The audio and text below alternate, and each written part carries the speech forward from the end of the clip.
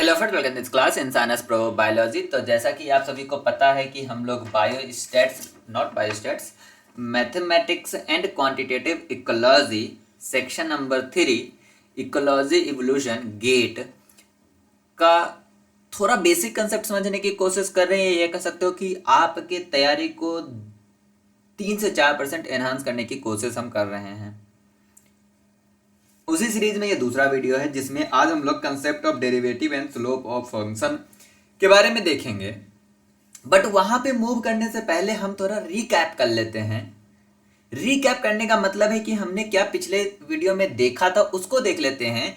और मैं आपको रियल बात बताऊं, अगर आप ये वीडियो देख रहे हो और अगर आप पीएचडी में जाते हो कहीं भी और अगर आपको स्टैट्स पढ़ाया जाता है किसी भी जगह, ये वीडियो आपको याद जरूर आएगा।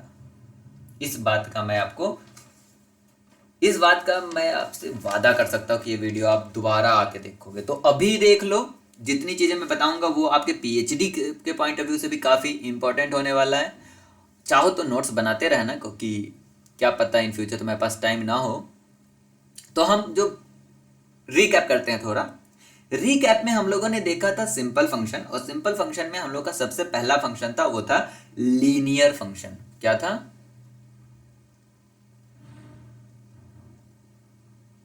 लीनियर।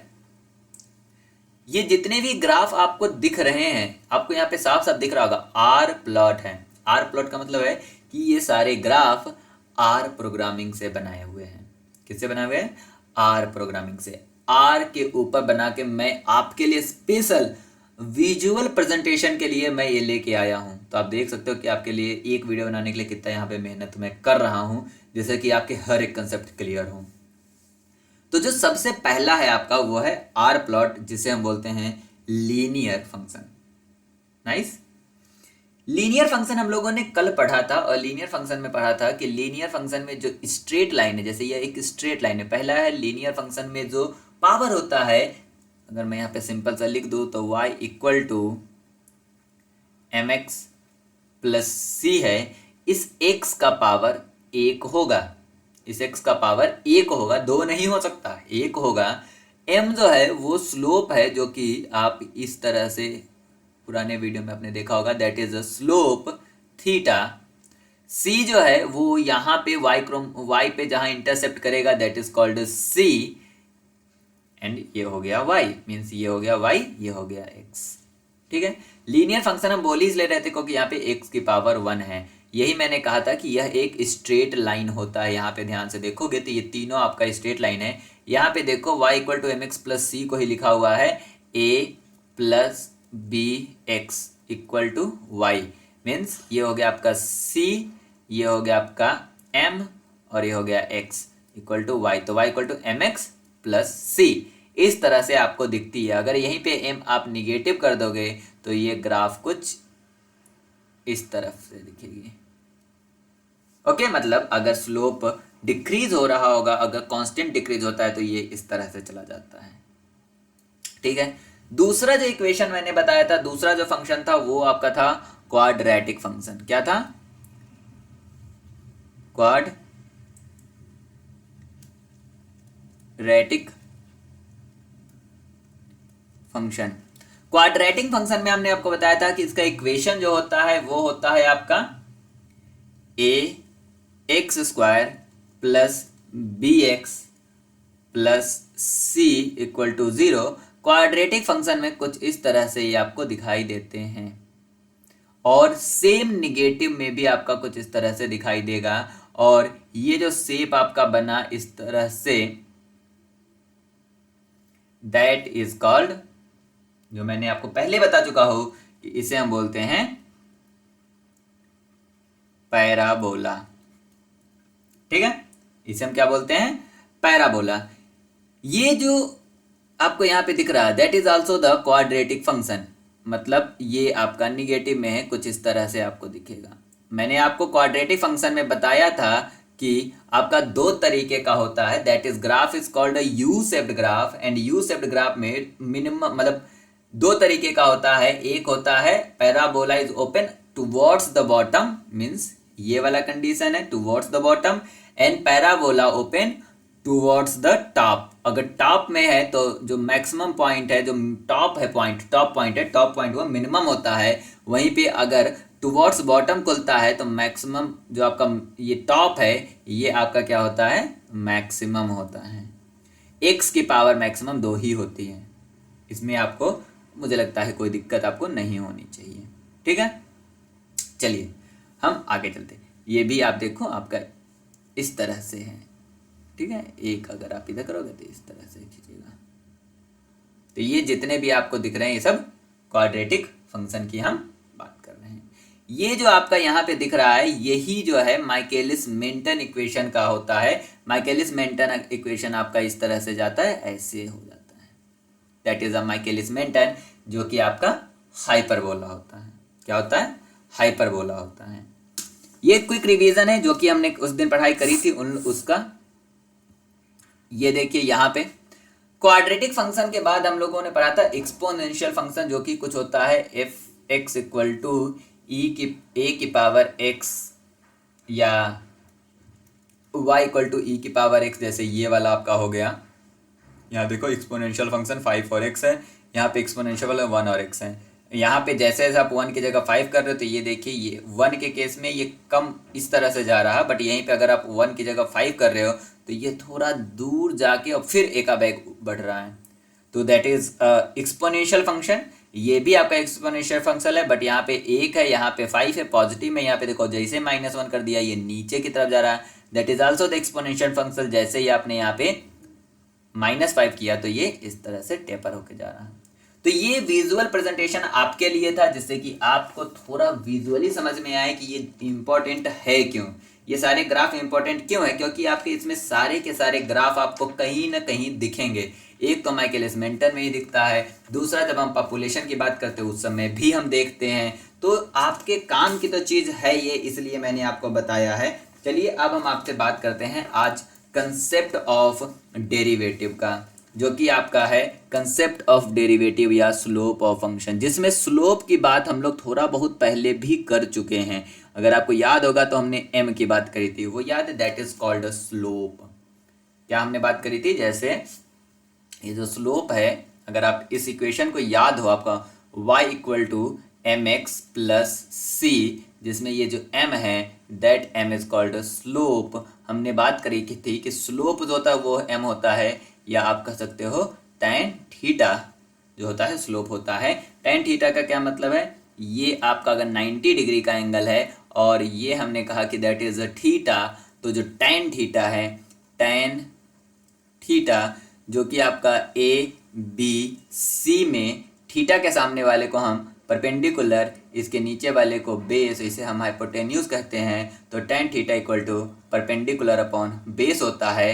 अगर हमारे पास 2 पॉइंट है x1 कॉमा y1 और x2 कॉमा y2, तो जो हमारा tan थीटा है, tan थीटा होगा हमारा y2 minus y1 upon x2 minus x1। ठीक है, तो दैट इज अ स्लोप।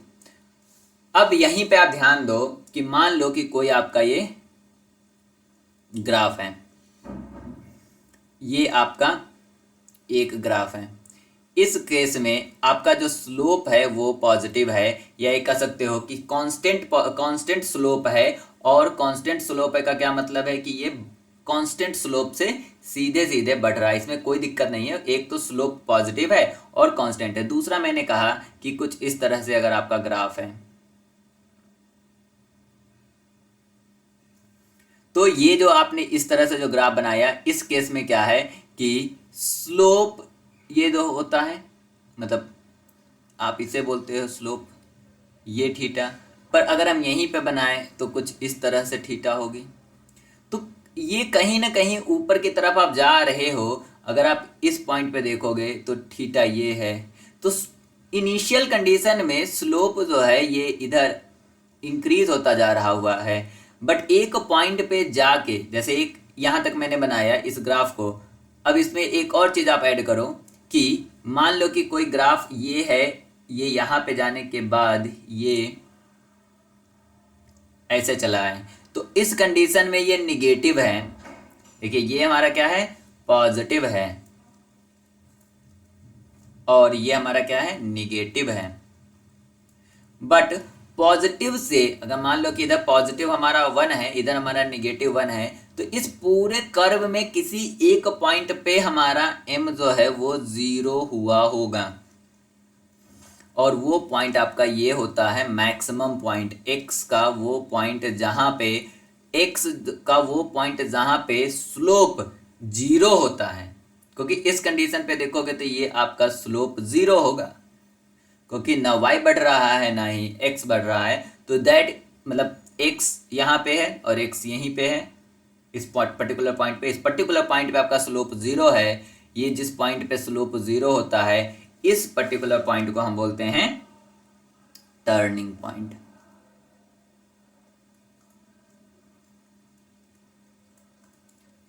अब आपको थोड़ा ध्यान देने की जरूरत है कि अगर कोई इक्वेशन मेरा दे रखा है, ये तो हमारा पॉइंट है ना, पॉइंट में तो कोई दिक्कत नहीं है।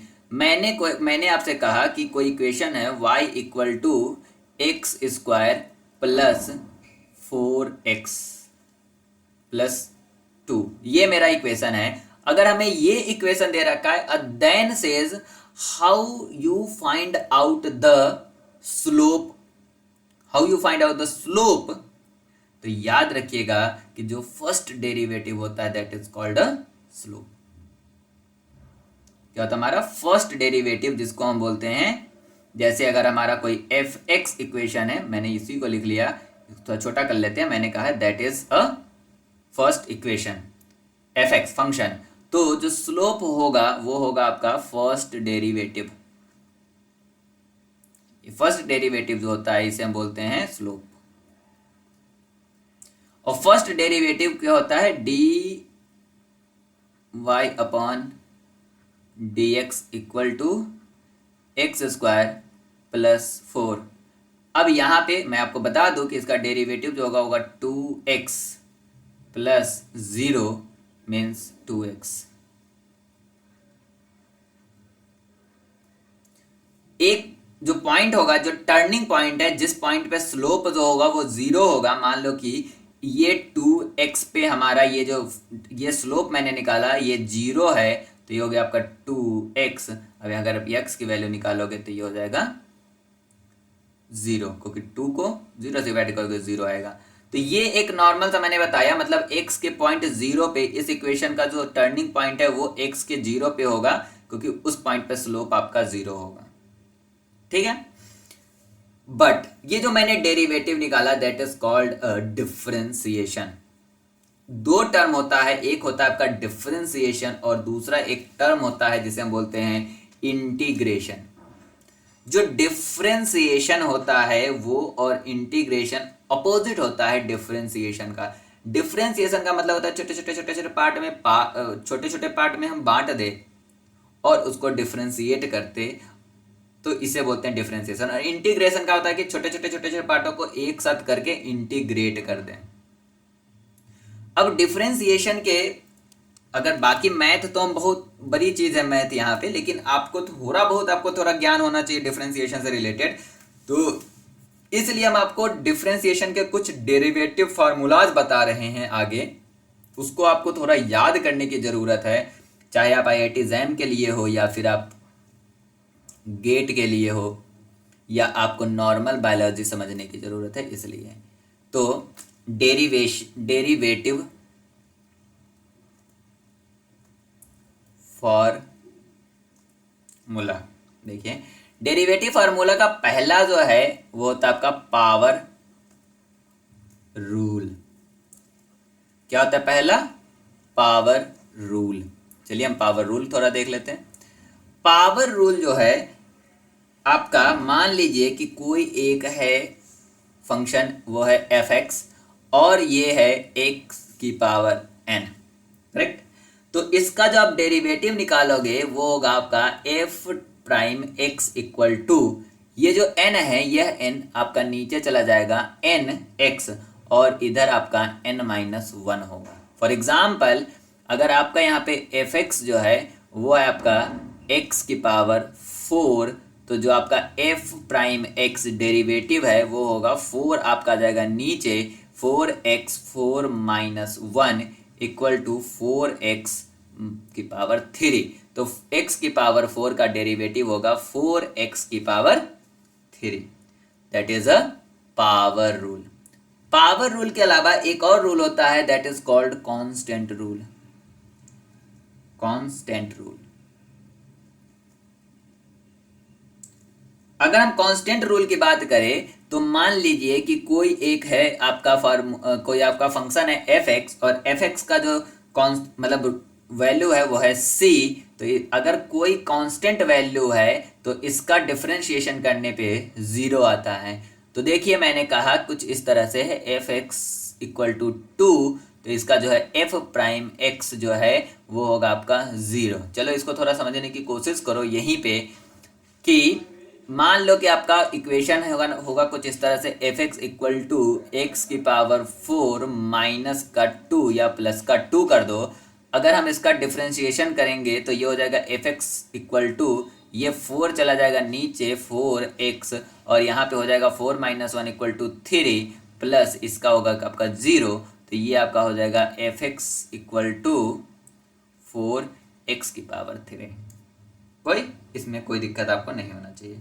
एक आपका रूल है जिसे हम बोलते हैं exponential rule.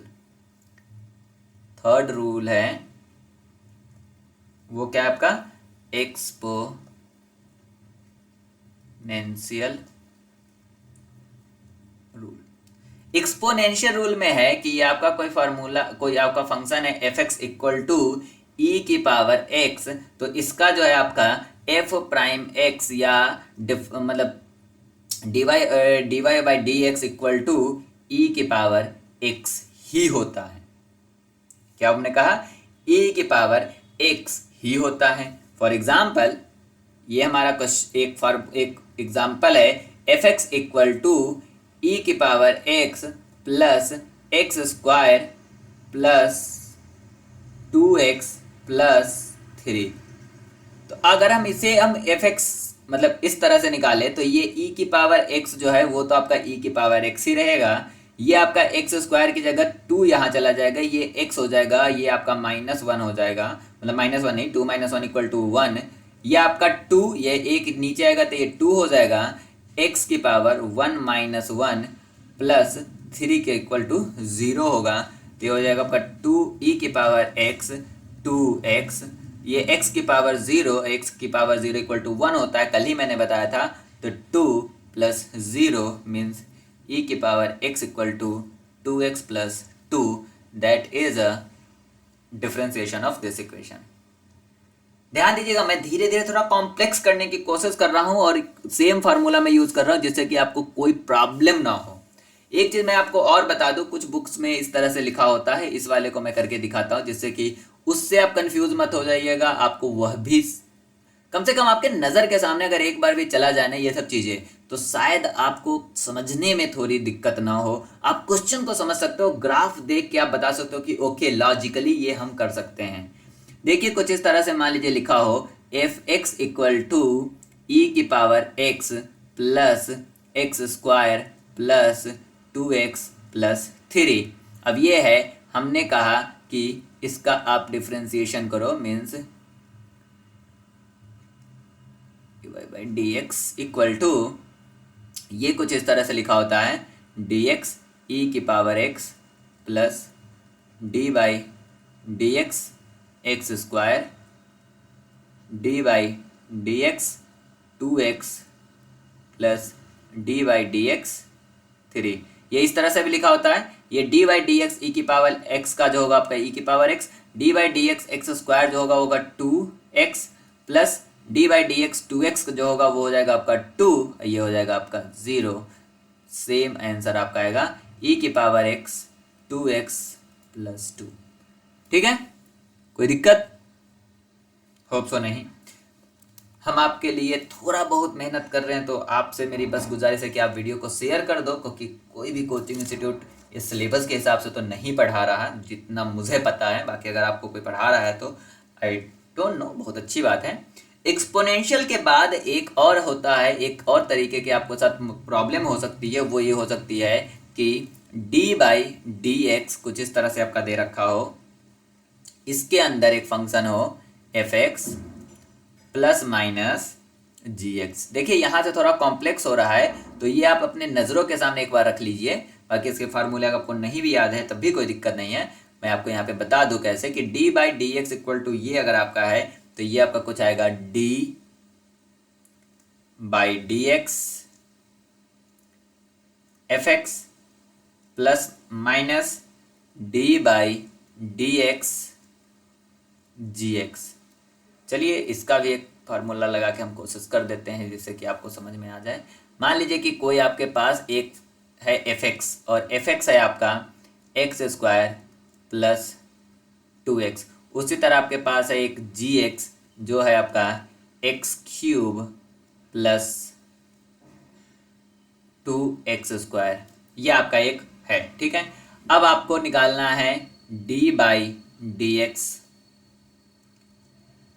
F x plus g x, कुछ ये आपको निकालना है।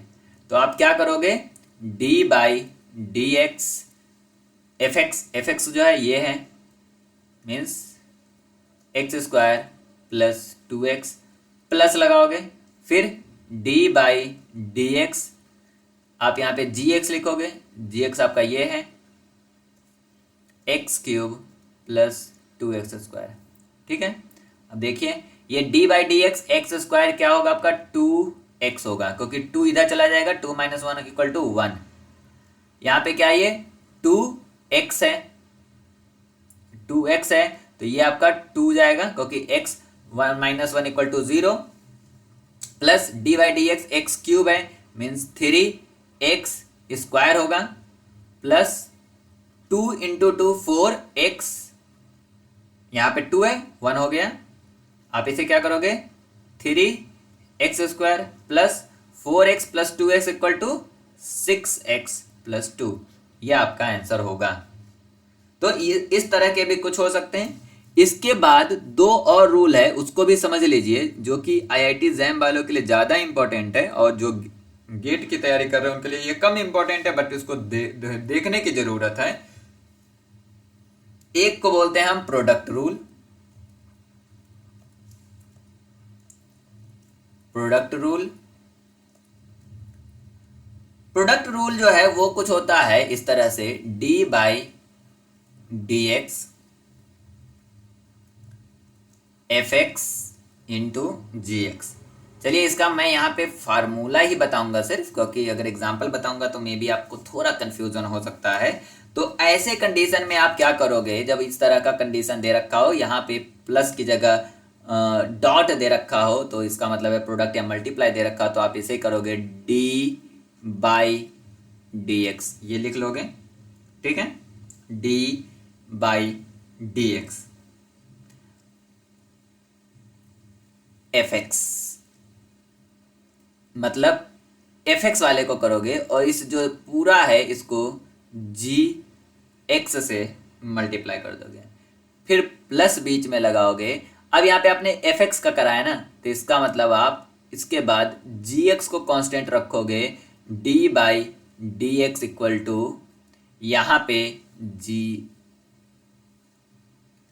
यहाँ पे आपको एफ एक्स को कंट्रोल रखना है और ये आपको जी एक्स को यहाँ पे डिफ्रेंशिएट करना है। चलिए इसको भी एक एग्जाम्पल के थ्रू समझने की कोशिश करते, क्योंकि बिना एग्जाम्पल के आप समझ नहीं पाओगे। एग्जाम्पल बताऊंगा, कोई वीडियो लंबा हो जाएगा, पर कोई नहीं। ये आपका क्वेश्चन है डी बाई डी एक्स, यहाँ पे जी एक्स की जगह लिख लो x² प्लस 2 और जी एक्स की जगह लिख लो 2x² प्लस 4x, ये आपका है, ठीक है। तो आप यहाँ पे क्या करोगे gx, ये इसे आप क्या करो कि इसे आप रखो fx और इसको लिख लो gx, ठीक है।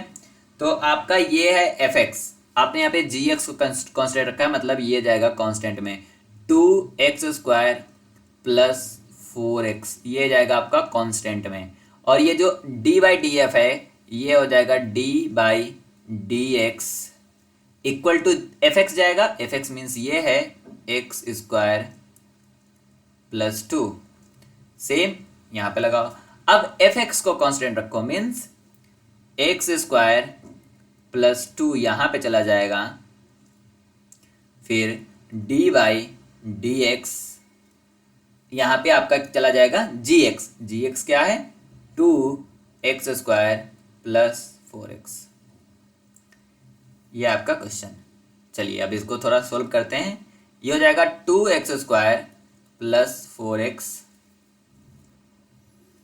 ये आपका आएगा 2x, ये हो जाएगा 0, तो ये इसमें कोई दिक्कत ही नहीं है। ये हो जाएगा आपका x² + 2, इसका होगा 2 × 2 = 4x, क्योंकि ये हो जाएगा 2 × 2 = 4, 2 - 1 = x + 4। इसको सोल्व करो तो 2 × 2 = 4, x⁻3, क्योंकि 2 + 1 = 3, प्लस 8x², क्योंकि 4 × 2 = 8, plus 4x⁻3 plus 4x² plus 2, 4 × 2 = 8x plus 8। चलिए अब इसको सोल्व करते हैं। 4 और 4 8x3, ये और ये 8 और 4 12x² plus 8x plus 8। That is the answer the case of product rule. इसके अलावा जो है प्रोडक्ट रूल के अलावा एक और रूल होता है, चलिए उसको भी देख लेते हैं। उसका फार्मूला देखते हैं, वो है आपका क्वोटेंट रूल। क्वोटेंट रूल में क्या है, d/dx fx by gx, ये आपका है फार्मूला।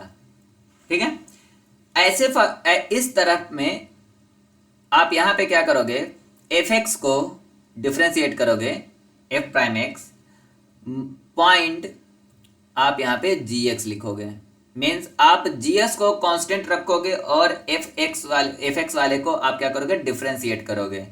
ऊपर पॉजिटिव लगाए थे, यहाँ पे साइन आप माइनस लगाओगे, और फिर नेक्स्ट में fx को कांस्टेंट रखोगे, जैसे उधर प्रोडक्ट रूल में करा था सेम वैसे ही, और इसके बाद पॉइंट लगाओगे।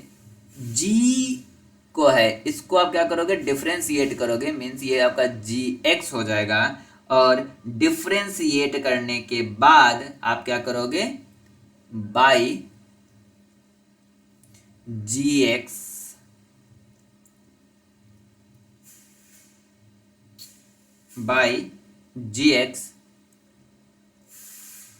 स्क्वायर। तो ये आपका होगा क्वोटेंट रूल। इसके अलावा एक होता है आपका चेन रूल, जो कि IIT जैम वालों के लिए काफ़ी इंपॉर्टेंट है, क्योंकि उनके मैथ में आता है, या फिर टिफर की तैयारी करो उसके लिए भी ये चीज़ें इंपॉर्टेंट है। देखिए क्या है आपका चेन रूल। चेन रूल, इसमें क्या है आपका d/dx, ठीक है, फिर f, फिर g, एंड देन अंदर x। तो ऐसा कंडीशन अगर है आपके पास, तो आप इसको बहुत ही नॉर्मली कुछ इस तरह से करोगे। पहले आप लगाओगे d/dx, ये आप लिख लोगे, फिर एक बड़ा ब्रैकेट लगाओगे, फिर आप इसको लिखोगे f, फिर आप लिखोगे इसे अंदर में g, फिर इसके अंदर लिखोगे x, फिर मल्टीप्लाई d/dx इंटू gx। तो that is a chain rule. तो मे भी यहां तक आपको कोई दिक्कत नहीं हुआ होगा, और अगर आप इस फार्मूले को लिख लो और रट डालो, मैं यही आपसे कहूंगा। क्या मैं कहूंगा आपको, अभी तक आपको कोई दिक्कत हुआ नहीं होगा, आप इस फार्मूले को लिख के रट लो। अब मैं आपको कुछ यहाँ पे स्पेशल फार्मूले बता दूं, जो कि कभी कभी जनरल एप्टीट्यूड, जनरल साइंस या डिफरेंट एग्जाम में मिल जाते हैं। तो सबसे पहला फार्मूला आपका यहाँ पे d/dx ई की पावर एक्स। अगर ऐसा है आपके पास तो इसका डिफ्रेंसिएशन ई की पावर एक्स होगा। दूसरा आपका है डी बाई डी एक्स, ए की पावर अगर एक्स दे रखा है तो इसका डिफ्रेंसिएशन ए की power X natural log A होगा। यहीं पे अगर आपका D by D X natural log X दे रखा है तो इसका डिफरेंशिएशन आपका 1/x होगा। फिर आपका d by D x log a की पावर x दे रखा है तो इसका differentiation 1/x natural log a होगा। फिर अगर आपके पास d बाई डी एक्स है और साइन x है तो इसका डिफरेंशिएशन cos x होता है। अगर आपका d by D x cos x है तो इसका डिफरेंशिएशन माइनस का साइन एक्स होता है। फिर आपके पास अगर d by D x equal to ये आपका फंक्शन में कोई tan x है तो इसका डिफरेंशिएशन sec स्क्वायर x होता है। फिर अगर आपके पास d बाई डी एक्स जो है वो अगर tan x की जगह cot x है तो वो आपका cos e c square cosec square होता है।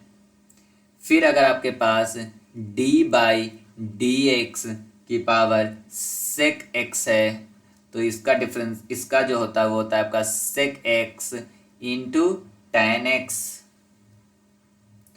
और फिर अगर आपके पास d बाई डी एक्स की जगह के बाद cos e c cosec x होता है तो ये हो गया आपका cos e c cosec x into cot x। आप एक ही चीज सोच रहे होगा कि आज क्या हुआ मिहिर सर तो टोटली मैथमेटिक्स पढ़ा रहे हैं, कुछ आपको बायोलॉजी में नहीं दिख रही है। मैं आपको डेफिनेटली मैं इस बात को बताता हूँ, अगर आप इतनी चीज़ें अगर कैलकुलस की सिर्फ आप इतनी चीज़ें याद रखोगे ना तो आने वाले समय में जो आपके इकोलॉजी या बायोलॉजी के जो कंसेप्ट्स हैं उनको ग्रैब करने में काफ़ी आसानी होगी। जब आप ग्रोथ कर्व पर होगे तो उस समय आपको इन सब प्रॉब्लम से जूझना नहीं पड़ेगा, फिर आपको रटना नहीं पड़ेगा अगर आपने आज यहाँ पे ये सब चीज़ें याद कर ली। क्योंकि शॉर्टकट कुछ नहीं है। आपको भले लगता है कि बिना मैथ का कुछ हो सकता है, बिना मैथ का कुछ नहीं हो सकता। हर एक जगह पे कहीं ना कहीं मैथ है, तो इसलिए मैथ को रिवाइज करते रहो। और मैथ को रिवाइज अगर नहीं करने का मौका है तो इस चैनल पे आके पढ़ते रहो। धीरे धीरे कुछ आपको सारी चीज़ें का बैक क्लियर हो जाएगी कि मैं क्या कहना चाहता हूँ और मैं क्यों आपको ये सब चीज़ें बता रहा हूँ। जब आप रिसर्च करोगे उस समय भी आपको ये बात समझ में आएगा। Thank you for watching this video, share this video with your friends. In the next video हम लोग डिस्कस करेंगे परम्यूटेशन एंड कॉम्बिनेशन। ओके, क्या हम लोग डिस्कस करने वाले हैं? Permutation and combination. Thank you for watching this video. Bye bye.